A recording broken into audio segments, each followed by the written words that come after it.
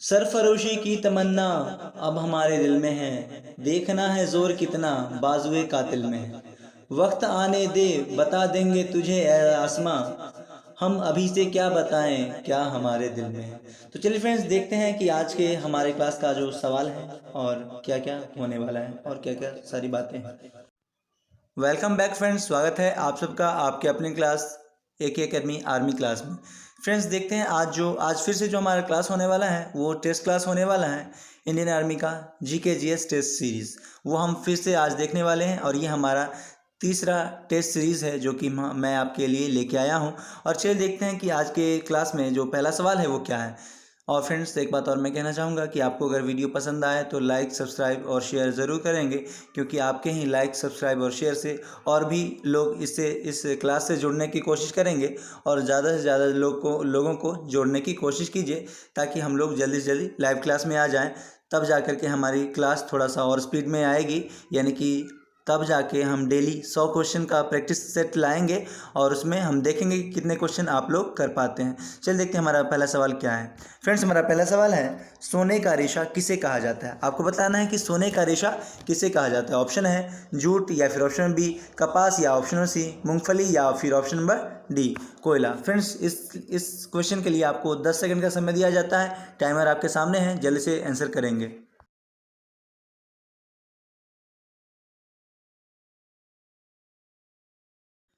तो फ्रेंड्स, यहाँ पे हमारा आंसर होगा ऑप्शन नंबर ये जूट। ऑप्शन नंबर A में जो दिया गया है जूट, यहाँ पे झूठ लिखा गया है, जूट होगा। तो ये फ्रेंड्स, ये हमारा आंसर होगा। फ्रेंड्स, कुछ लोग कहें कि जूट क्या होता है, तो मैं उनको बता दूं कि जूट हमारे हमारे इधर भी पहले जूट की खेती हुआ करती थी, पर अभी नहीं हो रही है। फ्रेंड्स, आप लोग देखते हो कि आपके यहाँ जो सुतली का जो बोरा होता है, या फिर किसी बोरे को सिलने के लिए जो आप सुतली का उपयोग करते हैं, वही होता है जूट, यानी कि उसी से निर्मित होता है।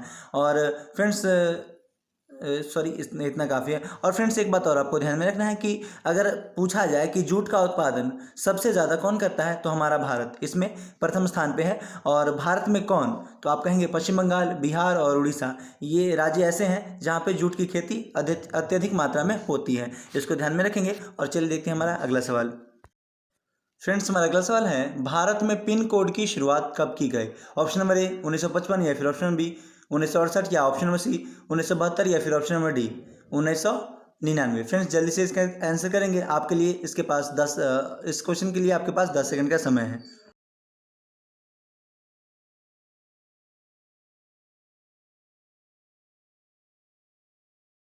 तो फ्रेंड्स, इसका आंसर होगा ऑप्शन नंबर C 1972। आपको ध्यान में रखना है कि भारत में पिन कोड की शुरुआत 1972 से हुई। इसको ध्यान में रखेंगे। और चल देखते हैं हमारा अगला सवाल।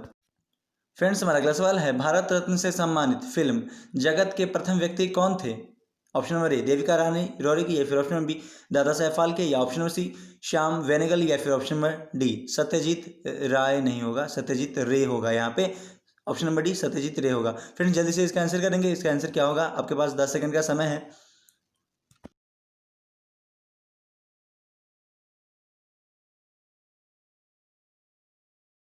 तो चलिए फ्रेंड्स, टाइम आउट हो गया। यहाँ पे हमारा आंसर होगा ऑप्शन नंबर D सत्यजीत रे, ना कि राय। आपको ध्यान में रखना है, सत्यजीत रे। फ्रेंड्स, हमारा अगला सवाल है, तेल एवं प्राकृतिक गैस निगम यानी कि ONGC की स्थापना कब की गई। फ्रेंड्स, ऑप्शन नंबर A में दिया गया 1950, या फिर ऑप्शन नंबर B 1945, या फिर ऑप्शन नंबर C 1956, या फिर ऑप्शन नंबर D 1949। फ्रेंड्स, जल्दी से इसका आंसर करेंगे। इसका आंसर करने के लिए आपके पास 10 सेकंड का समय है। फ्रेंड्स, जल्दी से इसका आंसर करेंगे कि इसका आंसर क्या होगा। तो चलिए फ्रेंड्स, इसका आंसर होगा ऑप्शन नंबर C 1956। तेल एवं प्राकृतिक गैस निगम का जो स्थापना किया गया था, यानी कि ONGC की स्थापना की गई थी, वो 1956 में की गई थी। ऑप्शन नंबर C यहाँ पे राइट आंसर होगा। लेकिन फ्रेंड्स, ये 1956 में इसकी स्थापना की गई थी, लेकिन सबसे पहले इसका शुरुआत या प्रारंभ कब किया गया, अगर ऐसा पूछा जाए तो आप कहेंगे कि 1993 में इसकी शुरुआत की गई थी। और ये एक भारतीय सार्वजनिक क्षेत्र की एक पेट्रोलियम कंपनी के रूप में इसकी शुरुआत की गई थी, और बाद में जाकर के ये ONGC के रूप में जाना जाता है। चलिए देखते हैं हमारा अगला सवाल। फ्रेंड्स, हमारा अगला सवाल है, सूती वस्त्रों की राजधानी किसे कहा जाता है। फ्रेंड्स, जल्दी से इसका आंसर करेंगे। इसका आंसर क्या होगा। ऑप्शन नंबर A में दिया गया है कानपुर, या फिर ऑप्शन नंबर B अहमदाबाद, या ऑप्शन नंबर C मुंबई, या option number D Varanasi. Friends, इसके लिए आपके पास 10 सेकंड का समय है। जल्दी से इसका आंसर करेंगे। इसका आंसर क्या होगा। फ्रेंड्स जल्दी से इसका आंसर करेंगे। इसका आंसर क्या होगा? आपका समय सीमा देख लीजिए, आप समाप्त हो रहा है। तो चलिए इसका आंसर होगा मुंबई। ऑप्शन नंबर सी में जो दिया गया है मुंबई, यही हमारा राइट आंसर होगा। सूती वस्त्रों की राजधानी मुंबई को कहा जाता है। चलिए फ्रेंड्स देखते हैं हमारा अगला सवाल। हमारा अगला सवाल है, हिंदी पत्रिका उदंत मार्तंड के संपादक कौन थे? आपको बताना है कि उदंत मार्तंड एक हिंदी पत्रिका है, समाचार पत्रिका है। इसके संपादक यानी कि इसके जो इसको ये क्या कहते हैं, प्रचलन में लाने का काम सबसे पहले किसने किया था? ऑप्शन नंबर ए पंडित युगल किशोर शुक्ल, या फिर ऑप्शन बी महात्मा गांधी, या option number C Ganesh Shankar Vidyarthi, या फिर option number D Ashok Mehta. Friends जल्दी से इसका आंसर करेंगे, आपके पास 10 सेकंड का समय है। चलिए स्टार्ट हो रहा है आपका समय। तो फ्रेंड्स आपका टाइमर चालू है, जल्दी से इसका आंसर करेंगे कि इसका आंसर राइट आंसर क्या होगा। तो फ्रेंड्स इसका आंसर होगा ऑप्शन नंबर ए पंडित युगल किशोर। हिंदी पत्रिका उदंत मार्तंड ये एक समाचार पत्रिका थी, साप्ताहिक समाचार पत्रिका। इसके लेखक जो हैं यानी कि इसके ऑथर जो ये युगल किशोर को माना जाता है, यानी कि ऑप्शन नंबर ए में जो दिया गया है ये हमारा राइट आंसर होगा। और फ्रेंड्स इसका जो प्रचलन में लाया गया ये बंगाल में इसका प्रचलन में बंगाल में ही इसे प्रचलन में लाया गया था। और फ्रेंड्स ये हिंदी पत्रिका, बंगाल में और भी सारी पत्रिका थी, जैसे इंग्लिश थी, फारसी थी और भी उर्दू भी थी। तो फ्रेंड्स ये सारी पत्रिका थी पर हिंदी नहीं थी, तो इनको हिंदी में समाचार पत्रिकाओं को हिंदी में लाने का काम इन्हीं के द्वारा किया गया था, युगल किशोर शुक्ल के द्वारा। चलिए फ्रेंड्स देखते हैं हमारा अगला सवाल। तो दोस्तों हमारा अगला सवाल है कि भारत में दूरदर्शन की शुरुआत कब हुई? ऑप्शन नंबर ए 1947, या फिर ऑप्शन बी 1950, या ऑप्शन नंबर सी 1955, या फिर ऑप्शन नंबर डी 1959। फ्रेंड्स आपका टाइम स्टार्ट होता है, 10 सेकंड का समय। जल्दी से इसका आंसर करेंगे कि इसका राइट आंसर क्या होगा। आपके पास अब बस 4 सेकंड बचे हैं, 3 सेकंड, 2 सेकंड। और फ्रेंड्स चलिए इसका आंसर होगा, इसका आंसर होगा ऑप्शन नंबर ए में जो दिया गया है 1947 नहीं होगा, 1959 होगा, ऑप्शन नंबर डी। और फ्रेंड्स ये जो दूरदर्शन है, ये दूरदर्शन मतलब डीडी नेशनल एक चैनल है, वो प्रकाश में जब आया यानी कि 1959 में जब प्रकाश में आया, उस समय ये केवल सप्ताह में 3 ही दिन ये कार्यक्रम चलता था, यानी कि ये केवल 3 ही दिन ये डीडी नेशनल चलता था, उसके बाद फिर बाकी दिन बंद रहता था। और फ्रेंड्स जब ये इसकी शुरुआत की गई थी तो इसका काम था शैक्षणिक और विकास कार्यक्रमों के रूप में, जो इसकी शुरुआत की गई थी वो इन्हीं बातों के बारे में, जैसे कि शैक्षणिक यानी कि पढ़ाई लिखाई, और फिर कार्यक्रम, किसी भी कार्यक्रम को जब ऑर्गेनाइज करना होता था तो इसके माध्यम से आप प्रसारण किया जाता था। और फ्रेंड्स उस समय इसका नाम जो था वो टेलीविज़न इंडिया रखा गया था, जबकि वर्तमान समय में जो देखा जाए तो वो अभी आप देख सकते हैं कि दूरदर्शन ही नाम है इसका। चलिए देखते हैं हमारा अगला सवाल। फ्रेंड्स हमारा अगला सवाल है, सफ़ेद सोना के नाम से किसे जाना जाता है? ऑप्शन नंबर ए कपास को, या ऑप्शन नंबर बी झूठ। देखिए फिर से झूठ हो गया है, क्या करें, झूठ नहीं होगा, यहाँ पे झूठ होगा। ऑप्शन नंबर सी जो बी जो दिया गया है झूठ नहीं, जूट मानना है आपको। और ऑप्शन नंबर बी पेट्रोलियम, या फिर ऑप्शन नंबर डी संगमरमर। फ्रेंड्स जल्दी से इसका आंसर करेंगे, इसका आंसर आपको 10 सेकंड में करना है। तो फ्रेंड्स आपका टाइमर स्टार्ट हो चुका है और आप जल्दी से इसका आंसर करेंगे कि इसका राइट आंसर क्या होगा। तो फ्रेंड्स इसका आंसर होगा कपास, यानी कि ऑप्शन नंबर ए में जो दिया गया है यही, कपास को सफ़ेद सोना के नाम से जाना जाता है। और फ्रेंड्स ये जो कपास है इसी से रुई बनाई जाती है, आपको इस बात को ध्यान में रखना है। और फ्रेंड्स यह एक नकदी फसल के रूप में भी जाना जाता है, कपास एक नकदी फसल का उदाहरण है। और सोलेनेसी कुल का ये पौधा होता है, कपास का पौधा सोलेनेसी कुल के अंतर्गत रखा जाता है। चलिए देखते हैं हमारा अगला सवाल। तो चलिए फ्रेंड्स हमारा अगला सवाल है आपके स्क्रीन पे। फ्रेंड्स हमारा अगला सवाल है, भारत के प्रथम समाचार पत्र बंगाल गजट के संपादक कौन थे?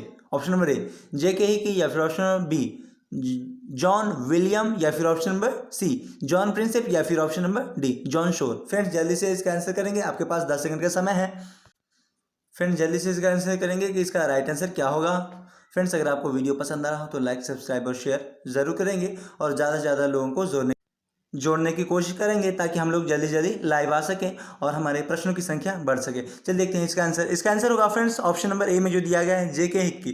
फ्रेंड्स जेके हिक्की का अगर पूरा नाम पूछा जाए तो आप कहेंगे James Augustus Hickey. Option number ए यहाँ पे राइट आंसर होगा। और चलिए देखते हैं हमारा अगला सवाल। फ्रेंड्स आपको एक बात मैं बता दूं कि ये जो बंगाल गजट है, ये बंगाल गजट अंग्रेजी साप्ताहिक पत्रिका थी, और इसके संपादक जेम्स अगस्टस हिक्की को माना जाता है, जो कि कोलकाता में 79 ईस्वी में इसकी स्थापना की, या फिर कह सकते हैं कि इसकी शुरुआत की 1979 ईस्वी, यानी कि 1779 ईस्वी से। चलिए देखते हैं हमारा अगला सवाल। तो फ्रेंड्स हमारा अगला सवाल है, भारत का प्रथम सूती वस्त्र कारखाना कहाँ पर स्थापित किया गया? ऑप्शन नंबर ए मुंबई, या फिर ऑप्शन नंबर बी अहमदाबाद, या फिर ऑप्शन नंबर सी कोलकाता, या फिर option number D Kanpur. Friends जल्दी से इसका आंसर करेंगे कि इसका राइट आंसर क्या होगा। आपके पास 10 सेकंड का समय है। चलिए फ्रेंड्स जल्दी से इसका आंसर करेंगे कि इसका राइट आंसर क्या होगा। तो फ्रेंड्स इसका राइट आंसर होगा ये कोलकाता। ऑप्शन नंबर सी में जो दिया गया है यही हमारा राइट आंसर होगा, कोलकाता। कोलकाता के फोर्ट ग्लोस्टर में इसकी स्थापना की गई थी, सूती वस्त्र कारखाने की। इसको ध्यान में रखेंगे। और फ्रेंड्स इसकी स्थापना 1818 में की गई थी, इसको भी साथ साथ में ध्यान में रखेंगे। और चलिए देखते हैं हमारा अगला सवाल क्या है। फ्रेंड्स कोलकाता को डायमंड हार्बर के नाम से भी जाना जाता है और कोलकाता हुगली नदी के किनारे स्थित है। इस बात को भी आपको ध्यान में रखना है साथ साथ में। फ्रेंड्स हमारा अगला सवाल है, भारत की प्रथम मुख्य फिल्म कौन है? ऑप्शन नंबर ए आलम आरा, या फिर ऑप्शन नंबर बी नूरजहां, या फिर ऑप्शन नंबर सी राजा हरिश्चंद्र, या फिर option number D Tukaram. Friends आपके पास 10 सेकंड का समय है, जल्दी से इसका आंसर करेंगे कि इसका राइट आंसर क्या होगा। चलिए फ्रेंड्स जल्दी से इसका आंसर करेंगे कि इसका राइट आंसर क्या होगा कि भारत की प्रथम मुख्य फिल्म कौन है। ऑप्शन नंबर सी में जो दिया गया है राजा हरिश्चंद्र, यही हमारा राइट आंसर होगा। भारत की प्रथम मुख्य फिल्म कौन है? तो आप कहेंगे राजा हरिश्चंद्र। और ये दादा साहेब फाल्के के द्वारा निर्मित फिल्म है और ये मूक फिल्म है। मूक फिल्म का मतलब होता है फ्रेंड्स उसमें कोई साउंड नहीं होता है, केवल एक्टिविटीज़ होती हैं, यानी कि उसमें आवाज़ नहीं होता है, केवल गतिविधियाँ की हुई होती हैं किसी भी व्यक्ति या फिर किसी भी क्या जानवर के द्वारा कोई गतिविधियाँ की होती हैं, जैसे हाथ को हिलाना है या फिर कहीं आना जाना, केवल यही सब था। तो भारत की प्रथम मूक फिल्म जो थी वो दादा साहेब फाल्के के द्वारा निर्मित की गई थी और ये आपको ध्यान में रखना है, ये राजा हरिश्चंद्र है। चलिए देखते हैं हमारा अगला सवाल। फ्रेंड्स हमारा अगला सवाल है, ऑस्कर पुरस्कार की शुरुआत कब की गई? ऑप्शन नंबर ए 1980, या फिर ऑप्शन नंबर बी 1920, या ऑप्शन नंबर सी 1929, या फिर ऑप्शन नंबर डी 1934। फ्रेंड्स आपके पास 10 सेकंड का समय है और आपका टाइम स्टार्ट हो गया है। जल्दी से फ्रेंड्स इसका आंसर देंगे, इसका राइट आंसर क्या होगा। तो फ्रेंड्स इसका राइट आंसर होगा ऑप्शन नंबर सी जो दिया गया है 1929। ऑस्कर पुरस्कार की शुरुआत कब की गई थी आपसे पूछा गया था, तो 1929 में इसकी शुरुआत की गई थी। और ये अमेरिका का पुरस्कार है, यानी कि अमेरिका के द्वारा दिया जाने वाला पुरस्कार है। और इसे ही ऑस्कर पुरस्कार को ही एकेडमी पुरस्कार के नाम से भी जाना जाता है। और ये फिल्म के क्षेत्र में अगर कोई अच्छा फिल्म बनता है या फिर कोई ऐसी फिल्म बनती है जो कि समाज में कुछ परिवर्तन लाने का काम करती है, तो इसी प्रकार से जो फिल्म बनती है उसी फिल्म को जो अभिनेता होते हैं उनको ये पुरस्कार दिया जाता है, एकेडमी पुरस्कार, या फिर इसी को कहते हैं कि ऑस्कर पुरस्कार। फ्रेंड्स हमारा अगला सवाल है, भारतीय सिनेमा का जनक या पितामह किसे कहा जाता है? ऑप्शन नंबर ए सत्यजीत रे, या फिर ऑप्शन नंबर बी भानुमथैया को, या फिर ऑप्शन नंबर सी दादा साहेब फाल्के को, या फिर option number D Shyam Benegal को। फ्रेंड्स आपके पास 10 सेकंड का समय है, जल्दी से इसका आंसर करेंगे कि इसका राइट आंसर क्या होगा। चलिए फ्रेंड्स जल्दी से इसका आंसर करेंगे कि इसका राइट आंसर क्या होगा। और फ्रेंड्स सब लोग वीडियो में जय हिंद, क्लास में जय हिंद ज़रूर कहेंगे लास्ट में, जब क्लास आप देख लेंगे या फिर जब आप क्लास स्टार्ट करते हैं। तो फ्रेंड्स यहाँ पे हमारा आंसर होगा ऑप्शन नंबर सी जो दिया गया है दादा साहेब फाल्के। दादा साहेब फाल्के को भारतीय सिनेमा का जनक कहा जाता है या पिता कहा जाता है, यानी कि इन्होंने ही भारतीय सिनेमा क्षेत्र में एक क्रांतिकारी आंदोलन लाने का काम किया था। और ये जो दादा साहेब फाल्के पुरस्कार है, दादा साहेब फाल्के पुरस्कार आप लोगों ने सुना ही होगा, इन्हीं के नाम पे दिया जाता है, यानी कि इन्हीं के याद में दिया जाता है। और फ्रेंड्स ये दादा साहेब फाल्के पुरस्कार है ये भारत सरकार के द्वारा प्रत्येक वर्ष प्रदान किया जाता है। ये सिनेमा के क्षेत्र में, यानी कि फिल्मों के क्षेत्र में जो उत्कृष्ट योगदान होता है, यानी कि कोई व्यक्ति या कोई एक्टर जो होते हैं अगर कुछ अच्छा काम कर जाते हैं सिनेमा के क्षेत्र में तो उनको ये पुरस्कार दिया जाता है, दादा साहेब फाल्के पुरस्कार। और देखते हैं हमारा अगला सवाल। फ्रेंड्स हमारा अगला सवाल है, गीतकार प्रदीप का वास्तविक नाम क्या था? ऑप्शन नंबर ए रवि पंडित, या फिर ऑप्शन बी किशन महाजन, या फिर ऑप्शन सी राजेश्वर, या फिर option number D Ramchandra Dwivedi Pradeep. Friends जल्दी से इसका आंसर करेंगे, आपके पास 10 सेकंड का समय है, टाइमर स्टार्ट हो चुका है। और देखते हैं कि कौन लोग आंसर करते हैं पहले। चलिए देखते हैं इसका आंसर होगा ऑप्शन नंबर डी में जो दिया गया है यही है इस सवाल का राइट आंसर, यानी कि रामचंद्र द्विवेदी, यही हमारा राइट आंसर है। और देखते हैं हमारा अगला सवाल क्या है। फ्रेंड्स उससे पहले ये जो रामचंद्र द्विवेदी हैं ये इन्होंने किया क्या था? तो ये एक लेखक थे और ये यानी कि एक कवि के रूप में भी जाने जाते हैं। और ए मेरे वतन के लोगों ज़रा आँख में भर लो पानी, ये जो एक देशभक्ति गीत है ये इन्हीं के द्वारा, यानी कि कवि प्रदीप के द्वारा ही लिखा गया गीत है। चलिए देखते हैं हमारा अगला सवाल। और फ्रेंड्स इस गीत की भूमिका बहुत ज़्यादा है और ये गीत तब गाया गया था जब चीन और भारत के बीच युद्ध हो रहा था 1963 में। चलिए देखते हैं हमारा अगला सवाल क्या है। तो फ्रेंड्स हमारा अगला सवाल है, हिंदी में प्रकाशित प्रथम समाचार पत्र कौन है? ऑप्शन नंबर ए प्रताप, या फिर ऑप्शन नंबर बी केसरी, या option number C Udant Martand, या फिर option number D Bengal Gazette. Friends जल्दी से इसका राइट आंसर क्या होगा जल्दी से बताएंगे, आपके पास 10 सेकंड का समय है। तो चलिए फ्रेंड्स आपका टाइमर स्टार्ट हो चुका है, जल्दी से इसका आंसर करेंगे कि इसका राइट आंसर क्या होगा और देखते हैं इसका राइट आंसर। तो फ्रेंड्स इसका राइट आंसर होगा ऑप्शन नंबर सी जो दिया गया है, उदंत मार्तंड। हिंदी में प्रकाशित प्रथम समाचार पत्र का नाम क्या है? तो आप कहेंगे उदंत मार्तंड, ये हिंदी में प्रकाशित पत्रिका का नाम है। और चलिए देखते हैं इसका। और फ्रेंड्स एक बात और, ये भी एक साप्ताहिक पत्रिका ही थी जो कि 1826 ईस्वी में इसकी शुरुआत की गई थी, आपको इस बात को भी ध्यान में रखना है। और चलिए देखते हैं हमारा अगला सवाल क्या है। फ्रेंड्स हमारा अगला सवाल है, भारत का सबसे प्राचीन उद्योग कौन है? ऑप्शन नंबर ए में दिया गया है जूट उद्योग, या फिर ऑप्शन नंबर बी सूती उद्योग, सूती वस्त्र उद्योग, या फिर ऑप्शन नंबर सी पेट्रोलियम उद्योग, या फिर ऑप्शन नंबर डी धातु उद्योग। फ्रेंड्स जल्दी से इसका आंसर करेंगे कि इसका राइट आंसर क्या होगा। और फ्रेंड्स मेरी मजबूरी है कि थोड़ा सा स्पीड बोलना पड़ता है ताकि ये वीडियो ज़्यादा बड़ा ना हो, तो इसके लिए मैं माफ़ी चाहूँगा। देखते हैं हमारा अगला सवाल। आपको अगर वीडियो लंबा हो जाएगा तो आप ही लोग को प्रॉब्लम हो सकता है, आप लोग नहीं देख पाएंगे। चलिए देखिए इसका आंसर होगा फ्रेंड्स ऑप्शन नंबर बी में जो दिया गया है वस्त्र उद्योग, सूती वस्त्र उद्योग, यही हमारा राइट आंसर है। पर फ्रेंड्स अगले सवाल पे जाने से पहले मुझे एक पॉइंट याद में आया है कि 1818 में ये जो सूती वस्त्र उद्योग हमारा भारत का सबसे प्राचीन उद्योग है, यानी कि पुराना उद्योग है, 1818 में इसकी स्थापना, सूती कपड़ा मिल की स्थापना 1818 में कोलकाता में की गई थी। इस बात को भी आपको ध्यान में रखना है। चलिए देखते हैं हमारा अगला सवाल क्या है। तो फ्रेंड्स हमारा अगला सवाल है कि बोकारो स्टील प्लांट की स्थापना किस पंचवर्षीय योजना में हुई थी? ऑप्शन नंबर ए प्रथम पंचवर्षीय योजना, या फिर ऑप्शन नंबर बी द्वितीय पंचवर्षीय योजना, या ऑप्शन नंबर सी तृतीय पंचवर्षीय योजना, या फिर ऑप्शन नंबर डी चतुर्थ पंचवर्षीय योजना। आपके पास 10 सेकंड का समय है, जल्दी से इस क्वेश्चन का आंसर करेंगे। चलिए फ्रेंड्स टाइमर स्टार्ट हो चुका है, जल्दी से इसका आंसर करेंगे कि इसका राइट आंसर क्या होगा। तो फ्रेंड्स यहाँ पे हमारा आंसर होगा ऑप्शन नंबर सी में जो दिया गया है तृतीय पंचवर्षीय योजना। आपको ध्यान में रखना है कि बोकारो स्टील प्लांट जो है इसकी स्थापना जो हुई थी ये तृतीय पंचवर्षीय योजना में हुई थी। और फ्रेंड्स आपसे अगर यह पूछा जाए कि बोकारो स्टील प्लांट किसके सहयोग से ये इसकी स्थापना हुई थी, तो आप कहेंगे सोवियत संघ के सहयोग से इसकी स्थापना हुई थी। और फ्रेंड्स ये जो बोकारो स्टील प्लांट है ये इसकी स्थिति कहाँ है, यानी कि अभी वर्तमान समय में ये है कहाँ, तो आप कहेंगे झारखंड राज्य में। और झारखंड हमारे बिहार का ही अंग हुआ करता था, जो कि 15 नवंबर 2000 ईस्वी को अलग हो गया और एक अलग राज्य बन के तैयार हो गया, जो कि झारखंड कहलाता है। फ्रेंड्स हमारा अगला सवाल है कि भारत में ऑल इंडिया रेडियो का गठन कब हुआ? ऑप्शन नंबर ए 1936, या फिर ऑप्शन नंबर बी 1938, या फिर ऑप्शन नंबर सी 1948, या फिर ऑप्शन नंबर डी 1986। फ्रेंड्स आपके पास 10 सेकंड का समय है और आपका टाइमर स्टार्ट हो चुका है। जल्दी से इस क्वेश्चन का आंसर करेंगे कि इस क्वेश्चन का आंसर क्या होगा, भारत में ऑल इंडिया रेडियो की स्थापना कब हुई थी। तो फ्रेंड्स यहाँ पे हमारा आंसर होगा ऑप्शन नंबर ए में जो दिया गया है 1936, यही हमारा राइट आंसर होगा। भारत में ऑल इंडिया रेडियो यानी कि AIR का फुल फॉर्म अगर आपसे पूछे क्या होता है, तो आप कहेंगे ऑल इंडिया रेडियो, और इसकी स्थापना हुई थी 1936 में। और फ्रेंड्स इसकी स्थापना 1936 में हुई थी, लेकिन उससे पहले इसकी जो शुरुआत हुई थी वो 1927 में निजी ट्रांसफार्मर के कोलकाता तथा मुंबई के द्वारा किया जा चुका था 1927 में। फ्रेंड्स आगे चल के क्या होता है कि 1930 में इसका राष्ट्रीयकरण हुआ और फिर इसका नामकरण जो है फिर से रखा गया और भारतीय प्रसारण सेवा कर दिया गया। और कुछ समय के बाद यानी कि 1957 के बाद इसका नाम फिर से बदल दिया गया और आकाशवाणी के रूप में हमारे अभी बीच मौजूद है। तो फ्रेंड्स चलिए हमारा आंसर आप लोग देखते हैं कि हमारा आंसर होगा ऑप्शन नंबर ए जो दिया गया है। तो फ्रेंड्स हमारा अगला सवाल है कि भारत में डाक सेवा को कुल कितने जोन में विभाजित किया गया? ऑप्शन नंबर ए 5 जोन, या फिर ऑप्शन नंबर बी 8 जोन, या फिर ऑप्शन नंबर सी 7 जोन, या फिर option number D 12 zone. Friends आपके पास 10 सेकंड है, जल्दी से इसका आंसर करेंगे कि इसका राइट आंसर क्या होगा।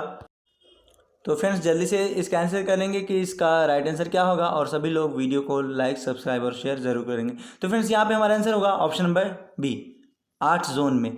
ये से भारत में डाक सेवा को कुल कितने भागों में अगर बांटा गया आपसे पूछा जाएगा तो 8 जोन, यानी कि ऑप्शन नंबर बी यहाँ पे हमारा राइट आंसर होगा। और चलिए देखते हैं हमारा अगला सवाल क्या है। तो फ्रेंड्स हमारा अगला सवाल है कि भारत की पहली अभिनेत्री कौन थी जिसे राज्यसभा का सदस्य चुना गया? ऑप्शन नंबर ए मधुबाला, या फिर option number B Devika Rani रोडिक, या फिर option number C Nargis Dutt, या फिर option number D Shabana Azmi. Friends जल्दी से इसका आंसर कर देंगे, आपके पास 10 सेकंड का समय है और आपका टाइमर स्टार्ट होता है अब। जल्दी से फ्रेंड्स इसका आंसर करेंगे कि इसका राइट आंसर क्या होगा और देखते हैं कि आप लोग क्या इसका आंसर करते हैं। तो फ्रेंड्स इसका आंसर होगा नरगिस दत्त, यानी कि ऑप्शन नंबर सी में जो दिया गया है यही हमारा राइट आंसर होगा। नरगिस दत्त यही है जो कि एक अभिनेत्री हुआ करती थी, यानी कि एक एक्ट्रेस थी, यानी कि एक हीरोइन थी अगर आप कहें तो, हीरोइन या हीरोइन। और फ्रेंड्स इसका बचपन का नाम बचपन का नाम जो था फातिमा रशीद था। आपको याद रखना है कि इसके बचपन का नाम फातिमा रशीद था नरगिस दत्त का, जो कि राज्यसभा की सदस्य रह चुकी हैं, एक अभिनेत्री के रूप में भी और राज्यसभा सदस्य के रूप में भी। और फ्रेंड्स इसका जन्म कोलकाता में हुआ था। और देखते हैं हमारा अगला सवाल क्या है। फ्रेंड्स हमारा अगला सवाल है, भिलाई स्टील प्लांट की स्थापना किस पंचवर्षीय योजना के तहत की गई थी। आपको फिर से पंचवर्षीय योजना बताना है और यहाँ पे भिलाई स्टील प्लांट आपको बताना है, यानी कि किस पंचवर्षीय योजना के तहत भिलाई स्टील प्लांट योजना की स्थापना की गई थी। पंचवर्षीय योजना, प्रथम पंचवर्षीय योजना या फिर द्वितीय पंचवर्षीय योजना या फिर ऑप्शन नंबर सी तृतीय पंचवर्षीय योजना या फिर ऑप्शन नंबर डी चतुर्थ पंचवर्षीय योजना। फ्रेंड्स आपका टाइम स्टार्ट होता है अब। जल्दी से दोस्तों इसका आंसर करेंगे कि इसका राइट आंसर क्या होगा। भिलाई स्टील प्लांट की स्थापना कब की गई थी। आपके पास 2 सेकंड बचे हैं और ये टाइम खत्म हो गया आपका। और ये इसकी स्थापना जो की गई थी उसकी स्थापना द्वितीय पंचवर्षीय योजना में की गई थी। और फ्रेंड्स अगर आपसे पूछा जाए कि द्वितीय पंचवर्षीय योजना कब से कब तक चली तो आप कहेंगे 1956 से 61 तक चली थी और इसी के दरमियान भिलाई स्टील प्लांट की स्थापना की गई थी। और फ्रेंड्स इसमें भी सोवियत संघ ने यानी कि इसकी स्थापना में काफ़ी सहयोग दिया था सोवियत संघ ने। और चल देखते हैं हमारा अगला सवाल, इतना काफ़ी है। लेकिन फ्रेंड्स एक काफ़ी इंपॉर्टेंट चीज़ छूट गया है यहाँ पे। आपको याद रखना है कि छत्तीसगढ़, ये जो भिलाई स्टील प्लांट है ये छत्तीसगढ़ में अभी वर्तमान समय में विद्यमान है, इसको ध्यान में रखेंगे। चल देखते हैं अगला सवाल। फ्रेंड्स हमारा अगला सवाल है कि फिल्म गांधी में गांधी की भूमिका किसने निभाई थी। Option number A Richard Attenborough या फिर option number B Ben Kingsley या फिर ऑप्शन सी श्याम बेनेगल या फिर ऑप्शन नंबर डी सत्यजीत रे। फ्रेंड्स जल्दी से इसका आंसर करेंगे, आपका टाइम स्टार्ट होता है अब। जल्दी फ्रेंड्स टाइम आपका देखिए कम हो रहा है, 6 सेकंड 5 सेकंड 4 सेकंड 2 सेकंड और ये टाइम अप फ्रेंड्स देखिए इसका आंसर होगा ऑप्शन नंबर बी में जो दिया गया है वेनेगल नहीं Ben Kingsley. Option number B में जो दिया गया है यही हमारा राइट आंसर होगा। और फ्रेंड्स ये जो किंग्सले आप तस्वीर में देख सकते हैं, यही है। और फ्रेंड्स इन्होंने जो ये फिल्म बनाई थी गांधी के ऊपर जो फिल्म बनाई, ये गांधी के जीवन चरित्र के ऊपर बनाने का काम किया था कि गांधी ने क्या क्या काम किया, कौन कौन से आंदोलन किए, ये सारी बातों के बारे में इस गांधी फिल्म में बताया गया है। और इसका फ्रेंड्स सबसे पहले और इसका निर्माता की बात करें तो निर्माता रिचर्ड एटनबरो को माना जाता है, जो कि ऑप्शन में दिया ही गया है। और अभिनेता बेन किंग्सले के तो मैंने आपको बताया है कि अभिनेता बेन किंग्सले को माना जाता है। और इसका प्रदर्शन फ्रेंड्स दिल्ली में किया गया था सबसे पहले 1982 में, इसको ध्यान में रखेंगे। और चलिए देखते हैं हमारा अगला सवाल। फ्रेंड्स हमारा अगला सवाल है कि भारत का बोस्टन या मैनचेस्टर किसे कहा जाता है। ऑप्शन नंबर ए मुंबई या फिर ऑप्शन नंबर बी कोलकाता या फिर ऑप्शन नंबर सी अहमदाबाद या फिर ऑप्शन नंबर डी। फ्रेंड्स आपका टाइमर स्टार्ट होता है अब। फ्रेंड्स जल्दी से इसका आंसर करेंगे कि इसका राइट आंसर क्या होगा। आपके पास 5 सेकंड बचे हैं, 4 सेकंड और फिर ये 2 सेकंड। चलिए देखते हैं हमारा आंसर होगा ऑप्शन नंबर सी में जो दिया गया है अहमदाबाद यहाँ पे हमारा राइट आंसर होगा। ये मैनचेस्टर या फिर क्या कहेंगे बोस्टन, ये बात की जाए कि मैनचेस्टर की, ब्रिटेन का एक स्थान है, उद्योग क्षेत्र है जिसे कि मैनचेस्टर के नाम से जाना जाता है। और ये सूती वस्त्र के उद्योग के लिए काफ़ी मात्रा में जाना जाता है। तो फ्रेंड्स ये पूरे विश्व में जाने का काम ये ब्रिटेन का मैनचेस्टर है। लेकिन फ्रेंड्स भारत में अगर भारत के संदर्भ में बात की जाए तो भारत के संदर्भ में भारत का मैनचेस्टर अहमदाबाद को कहा जाता है, यानी कि ऑप्शन नंबर सी यहाँ पे राइट आंसर होगा। क्योंकि सूती वस्त्रों का जो उद्योग है ये हमारी यहाँ पे अहमदाबाद में मानी जाती है। चलिए देखते हैं हमारा अगला सवाल क्या है। या फिर एक तरह से यह भी कह सकते हैं कि सूती वस्त्रों की राजधानी भी अहमदाबाद को माना जाता है। चलिए देखते हैं हमारा अगला सवाल क्या है। फ्रेंड्स हमारा अगला सवाल है कि भारत में पहली बार एसटीडी सेवा कब शुरू की गई। ऑप्शन नंबर ए 1950 या फिर ऑप्शन सी बी 1960 या फिर ऑप्शन नंबर सी 1972 या फिर ऑप्शन नंबर डी 1985। फ्रेंड्स आपका टाइमर स्टार्ट होता है अब। जल्दी फ्रेंड्स इसका आंसर करेंगे कि इसका राइट आंसर क्या होगा। आपका टाइमर समाप्त हो चुका है और यहाँ पे हमारा आंसर होगा ऑप्शन नंबर बी में जो दिया गया है 1960। फ्रेंड्स 1960 यहाँ पे हमारा राइट आंसर होगा। और फ्रेंड्स ये जो एसटीडी होता है इसका फुल फॉर्म आपसे हो सकता है कहीं पूछ दे, तो आपको ध्यान में रखना है कि सब्सक्राइबर ट्रंक डायलिंग, आपको ध्यान में रखना है एसटीडी का full form subscriber trunk dialling. चलिए देखते हैं हमारा अगला सवाल। फ्रेंड्स ये जो एसटीडी है इसकी शुरुआत सबसे पहले यह 1958 में यूके में की गई थी। चलिए देखते हैं हमारा अगला सवाल क्या है।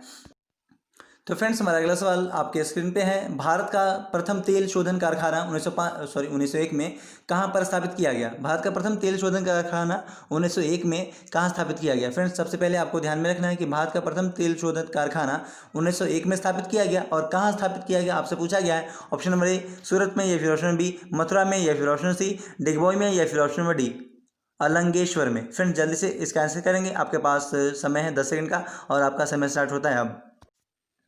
जल्दी से दोस्तों इसका आंसर करेंगे कि इसका राइट आंसर क्या होगा। आपका टाइमर स्टार्ट है। तो फ्रेंड्स यहाँ पे हमारा राइट आंसर होगा डिगबोई। ऑप्शन नंबर सी में जो दिया गया है यही हमारा राइट आंसर होगा और ये भारत के असम राज्य में स्थित है। इसको ध्यान में रखेंगे कि भारत के असम राज्य में स्थित है ये भारत का पहला तेल शोधन कारखाना, जो कि 1901 में स्थापित किया गया। इसको ध्यान में रखेंगे। और डिगबोई में एशिया में पहली बार तेल कुआं का ये खनन हुआ था। आपको ध्यान में रखना है कि डिगबोई में सबसे पहले एशिया में ये तेल कारखाना, तेल कुआं कह सकते हैं, तेल कुआं का खनन हुआ था। आपको ध्यान में रखना है 1901 में। चल देखते हैं हमारा अगला सवाल क्या है। फ्रेंड्स हमारा अगला सवाल है दादा साहेब फाल्के पुरस्कार किसे प्रदान किया गया? Option number A Nargis Dutt, या फिर ऑप्शन नंबर बी मधुबाला, या फिर ऑप्शन सी अमृता प्रीतम, या फिर option number D Devika Rani Roerich. तो फ्रेंड्स जल्दी से इसका आंसर करेंगे, आपका टाइमर स्टार्ट होता है अब। तो फ्रेंड्स देखिए इसका आंसर क्या होगा, जल्दी से इसका आंसर देंगे कि फ्रेंड्स इसका राइट आंसर क्या होगा और आपका टाइमर स्टार्ट समाप्त हो गया। फ्रेंड्स यहाँ पे हमारा आंसर होगा option number D Devika Rani Roerich. प्रथम जो है दादा साहेब फाल्के पुरस्कार देविका रानी रोरिक को दिया गया। और फ्रेंड्स इसकी शुरुआत यानी कि दादा साहेब फाल्के की शुरुआत, ये जो पुरस्कार है इसकी शुरुआत 1969 से मानी जाती है और यह भारत सरकार के द्वारा प्रत्येक वर्ष दिया जाता है। इसको ध्यान में रखेंगे। और ये फिल्म के क्षेत्र में उत्कृष्ट योगदान के लिए दिया जाता है। इस बात को भी आपको ध्यान में रखना है। और इसमें फ्रेंड्स अगर बात की जाए कि दादा साहेब फाल्के पुरस्कार में क्या दिया जाता है, तो 10 लाख रुपए और एक स्वर्ण पदक दिया जाता है, साथ में एक ये शॉल भी दिया जाता है। दादा साहेब फाल्के पुरस्कार में 10 लाख रुपए, एक स्वर्ण पदक और एक शॉल दिया जाता है। इस बात को आपको ध्यान में रखना है। चलिए देखते हैं हमारा अगला सवाल क्या है। तो फ्रेंड्स हमारा अगला सवाल है कि राउरकेला स्टील प्लांट की स्थापना किस देश के सहयोग से स्थापित किया गया? ऑप्शन नंबर ए इंग्लैंड, या फिर ऑप्शन बी सोवियत संघ, या फिर ऑप्शन सी यूएसए, या फिर option number D Germany. Friends जल्दी से इसका आंसर करेंगे कि इसका राइट आंसर क्या होगा। और फ्रेंड्स एक बात और हो सकता है कि आपको आज का वीडियो थोड़ा फास्ट लगे, तो आप क्या करेंगे कि थोड़ा सा आप अपने स्पीड को, इस वीडियो के स्पीड को थोड़ा सा कम कर लेंगे, क्योंकि फ्रेंड्स अगर आपको वीडियो थोड़ा छोटा चाहिए तो मुझे थोड़ा स्पीड बोलना होगा, वरना आप लोग कमेंट करेंगे कि थोड़ा स्पीड थोड़ा स्लो बोलें तो वीडियो थोड़ा लंबा होगा। तो इसके लिए आप लोग कमेंट कर सकते हैं कि सुझाव अपना ज़रूर भेजेंगे कि आज का वीडियो थोड़ा फास्ट हो गया या फिर कोई प्रॉब्लम नहीं है। इस बात के लिए कमेंट ज़रूर करेंगे। तो फ्रेंड्स इसका आंसर होगा ऑप्शन नंबर ये जर्मनी, यानी कि ऑप्शन नंबर डी यहाँ पे राइट आंसर होगा। और फ्रेंड्स ये जो राउरकेला है ये उड़ीसा में स्थित है। आपको ध्यान में रखना है कि ये उड़ीसा में स्थित है। और ये फ्रेंड्स ये जो उड़ीसा है भारत का दक्षिण पूर्व जो क्षेत्र पड़ता है वहीं ये उड़ीसा स्थित है। और उड़ीसा के राउरकेला स्थान में ये स्थित है। ये स्टील प्लांट जो आप देख रहे हैं यही राउरकेला में स्थित है। और फ्रेंड्स इसकी स्थापना 1955 में की गई थी, जो कि भारत के दक्षिण पूर्व राज्य में स्थित है। इसको आपको ध्यान में रखना है, उड़ीसा में स्थित है। चलिए देखते हैं हमारा अगला सवाल क्या है। तो फ्रेंड्स ये हमारा अगला और ये लास्ट सवाल है, भारत में स्पीड पोस्ट की शुरुआत कब हुई? तो फ्रेंड्स ये सवाल आपको बताना है कमेंट करके कि इसका राइट आंसर क्या होगा। भारत में स्पीड पोस्ट की शुरुआत कब की गई? ऑप्शन नंबर ए में दिया गया 1976, या फिर ऑप्शन बी 1980, या फिर ऑप्शन नंबर सी 1986, या फिर ऑप्शन नंबर डी 1990। फ्रेंड्स देखिए इसका आंसर आप लोग को देना है। और कल का जो ये क्वेश्चन था उसका आंसर क्या आप लोगों ने भेजा है मैं आपको बतला देता हूँ और उसका राइट आंसर क्या होगा। चलिए देखते हैं कि कल का सवाल का आंसर किन किन लोगों ने दिया है।